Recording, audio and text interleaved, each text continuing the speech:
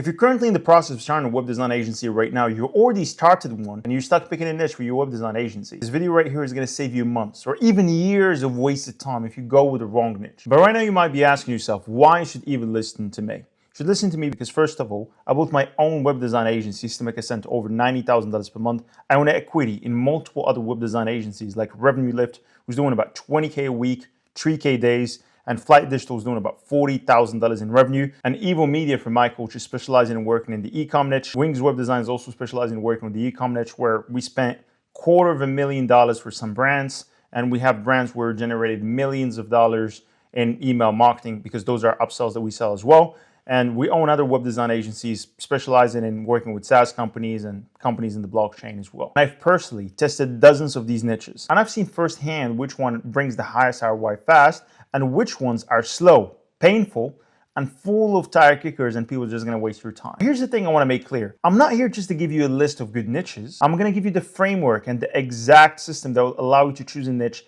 that fits you. Because you probably watched dozens of these videos before talking to you about like niches, how you choose a niche, but they just give you a couple of niches or just give you like vague informations. At the end of the video, like you actually walk out no knowledge. You don't have any practical knowledge that you can go and use and choose a niche, right? You feel empty. I'm gonna make sure this video is gonna be the opposite of the other videos, because in this video exactly, you're gonna walk out with a practical system that you can go implement and test and know exactly why you should choose this niche and why you would basically be successful with this niche and why you would have an unfair advantage over the competitors if you go and choose this niche specifically, okay? Now that we got this out of the way, the number one reason web design agency owners fail in their first 3 to 4 months is because they just niche hoping. What I mean by niche hoping is they just like pick a niche blindly, randomly, with no information, and they just test that for 4 weeks and they get no traction at all from this niche. They bounce to another niche and fast forward 6 months later, they've got 4 half-built offers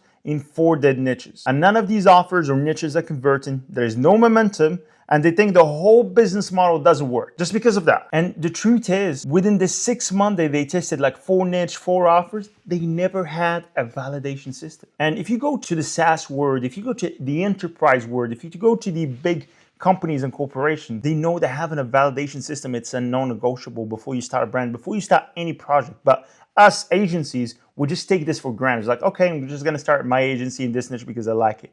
You need to have a validation system if you wanna have an unfair advantage. And today in this video, I'm gonna give you mine. I'm gonna give you the same validation system I used with my agency, System Make a Send, with Flight Digital, with all the agencies that we got to $20,000 and $50,000 per month, because with all of these agencies, we use that validation system. If you actually like web design like me and you want to scale a web design agency past $10,000, $20,000, and $30,000 per month, then check out the offer that we have below. So basically what we do is we scale web design agencies to multiple 6 figures using 1 client acquisition system, 1 offer, 1 pricing, and 3 upsells.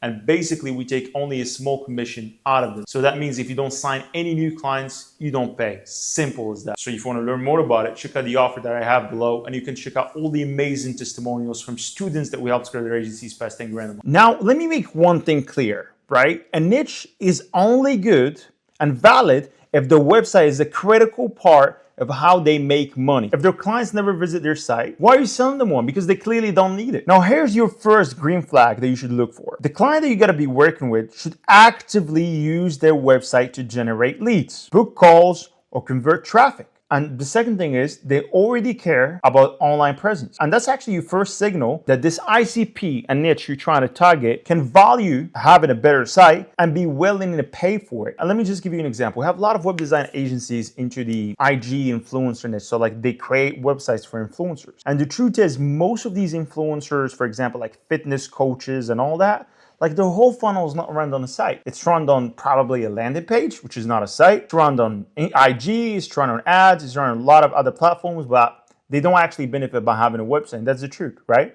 So you can't actually sell them a website for like 5K or 10K because they actually don't need one. Of course, there is some influencers, there is some fitness coaches who need a website, but that's different. You got what I'm saying? So within the same niche, you can have 2 segmentation. One segmentation of this niche who would need a website, and the other segmentation, you wouldn't care about it. Now, what I want to break down is niches by best, okay, and worst niches, okay?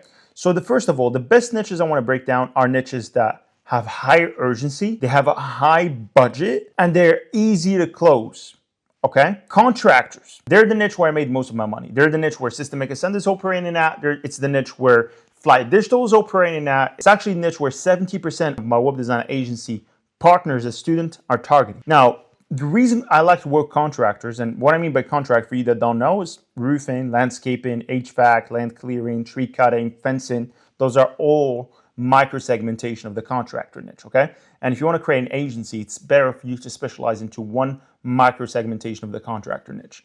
Now, first of all, the first reason why we like working with contractors is because they rely heavily on Google presence. They rely heavily on leads, plus local SEO, plus conversion. They have a conversion-focused site, meaning like their site is where they make money, right? It's where they get quotes. Meaning if you basically increase the performance of the website, you're going to increase their conversions, and by increasing their conversions, you get to directly impact their ROI. Now, the second niche that we like working with, and this is a niche where 10% of my agency partners are student targeting, those are coaches and consultants. First of all, because they live on authority. Having a strong website, meaning you have strong social proof, you would increase your lead capture and calendar booking. Now, the third niche is the health and wellness clinics, right? This is a bit similar to the contractor niche, okay? We're talking about dentists, chiropractors, psychotherapists, and bookings come from trust vault on their website. They use their website to get bookings, okay? Now, the fourth niche, which is the niche that I like the most, is e-commerce brand. And actually, Wings Web Design, one of the biggest web design e-com agency I have equity on, and it's doing about $135,000 per month. And it's just doing 80% of that through 14 clients on retainers,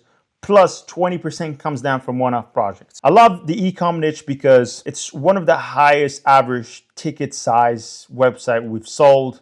I mean, he's talking about like $24,000, $30,000 for a website, $20,000 for a website. Because in the e-com niche, basically, what happens is, like, you find a brand, they're making like $500,000 a month. And there's a lot of brands making $500,000. And because $500,000 a month in the e-com space is not a lot, because most of that revenue, probably they would make like 15. If they're making $500,000, they probably just make $100,000 net profits after paying ads, influencers, and all that. So if they're making $500,000 a month and they have around 2% conversion rate, if you can just bump in the conversion rate from 2% to 2.5%, you would literally add another $100,000 in their business. You got what I'm saying? So that's why it's worth it for them, because it's a direct ROI. If you can add 0.5% to the conversion rate, they make more money. So even if you charge $30,000, you pay for itself. And one of the things that we do in order for us to charge $30,000, we sell packages to the e-com space. And that's something I'm going to show you that nobody else is sharing. So the offer that we have in the e-com space is, instead of telling them, hey, you're going to pay me $30,000 for a website and that's it, what we tell them, we'll give them a guarantee. Listen,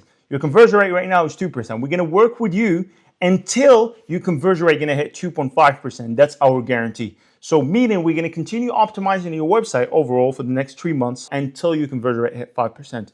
And we only do it with brands where we feel there is a gap, when we feel that we can basically do changes and optimization in order for us to reach that. And from experience, we can identify those brands that have these gaps, okay? So once you give this guarantee, the reason they pay you $30,000 is because they know they're going to hit 2.5%. By that, they're going to make more money, and you can charge them anything for it because it pays for itself. And now those are my best niches. This is my personal opinion because those are the niches that I made the most of my money at, right?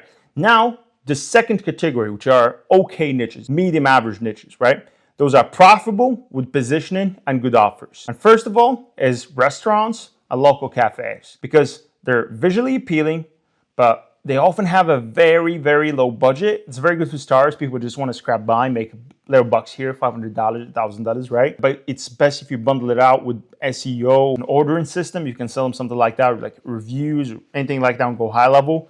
It's good. You know, you can make like $500. We have a lot of clients who's making $500 per month from restaurants, $300 per month. They will pay that, but anything above that, I mean, there's no way they will pay unless they're luxury Michelin star restaurants, anything like that. So the second niche, okay niche, is real estate agents. That's the second niche I've basically started with when I was 17, right? And the reason it's an okay medium niche is because it's a crowded space. But if you actually niche down to luxury real estate agents, I mean, real estate agents in New York that sell $30 million apartments, things like that, or investors, you can win because that segmentation can pay a lot for a website. Now, the third okay niche for me are lawyers and accountants. Now, the reason it's not on the first niche out of the best niches, it's simply because even if they have a higher budget, but they have a very slow decision-making process and they require a bit of relationship selling, which is, if you're a newbie, it's a bit harder skill to develop, right? And then the full okay niche for me is going to be SaaS startups because they got good budgets, but usually they have like a lot of internal developers compared to e-com where they don't have any internal developers. So like it's a bit hard to sell them. And they work only like with big web design agencies. For example, you have like to have like brand identity sites. You have to work with other SaaS companies. I'm not saying it's a bad niche. Don't get me wrong, right? This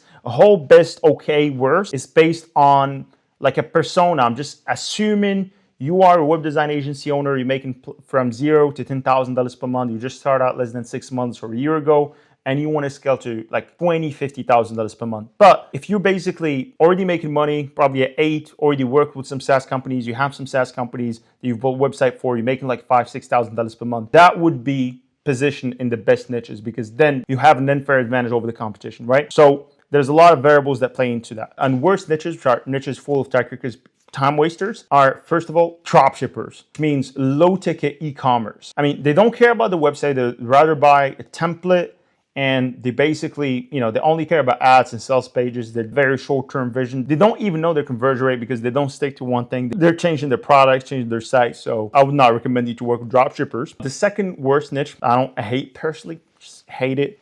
Local artists, musicians, and influencers. Influencers have a very low budget and they have a very unpredictable ROI. They're emotionally driven and they would expect you to do everything for them for like $200 and you don't want that. Now, the fourth niche that I hate working with are NGOs and non-profit organizations because, it's a beautiful mission. Okay, I'm here to make money. Like they usually have a very low budget. And again, with the low budget, they would have a long approval process and, they would basically pay you for like, in the next 3 months, owe you like thousands. So that's going to save you a lot of time. Just stay away from it. And now that we get this out of the way, what I want you to get here is, yes, you can make money in any niche. I'm not saying, hey, this niche that you can't make money. You can make money in any niche. In fact, if I go to any niche, I would take it as a challenge. I would make money.